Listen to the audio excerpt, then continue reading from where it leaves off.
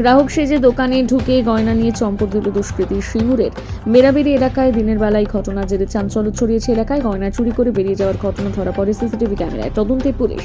অন্যান্য দিনের মতন বেলা 9টা নাগাদ দোকান খোলেন স্বর্ণ ব্যবসায়ী সঞ্জয় পোলেল।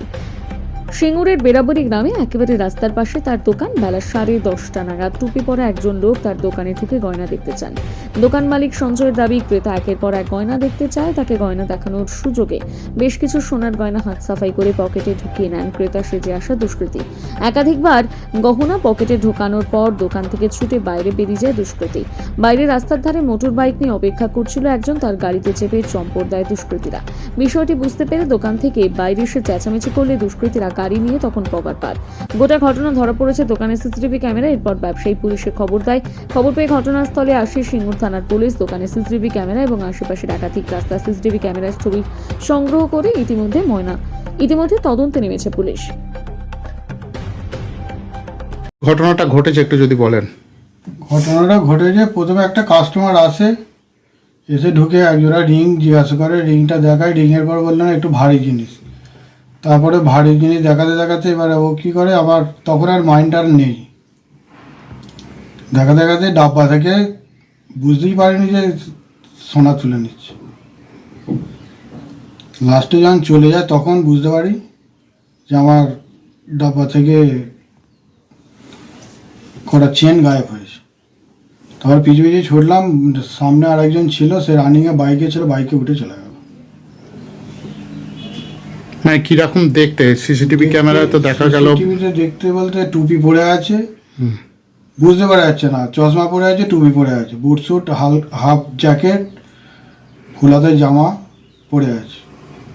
70-75 বছর বয়সে? না না, অত নয়, মোটামুটি 50 না 50-55 বছর বয়স, 50 থেকে 45-50 বছর বয়স। কি ভাষায় কথা বলছিল? হিন্দিতে কথা বলছিল। আচ্ছা, কি দেখাতে বলছিলেন? প্রথমে বললো ইয়ারিং দেখাতে, কানের, বাচ্চাদের কানের। বললো না এটা না, এর চেয়ে ভারী দেখাতে দেখাতে তখন আস্তে আস্তে আমি দেখাতে থাকছি। তার মধ্যে থেকেই ও জিনিস হাত কোন সরিয়ে নিচ্ছে, বুঝতে পারিনি। পরে আমি যখন কম পরে ডাউট থেকে এবার আমি রেকর্ডিং চেক করি, তখন বুঝতে পারি যে আমার জিনিসগুলো মানে এ থেকেই বার করে পকেটে ভরছি। মানে একদম তো দিন দুপুরে দোকান থেকে চুরি, কি বলবেন বিষয়টা?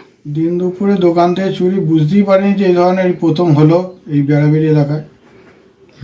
আর একবার হয়েছিল, সেটাতে সে ধরা পড়েছিল,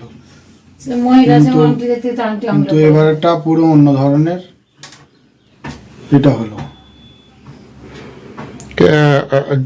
কি চুরি গেছে আপনার? কত টাকা মূল্যের জিনিস চুরি গেছে?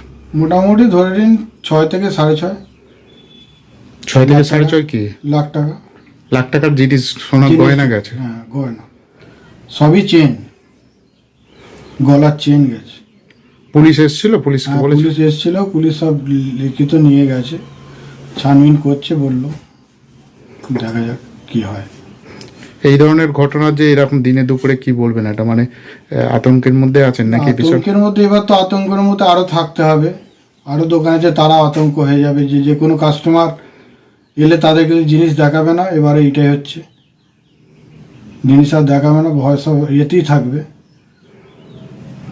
পরিচয় না নিয়ে জিনিস দেখানো আর যাবে না। আপনার নাম?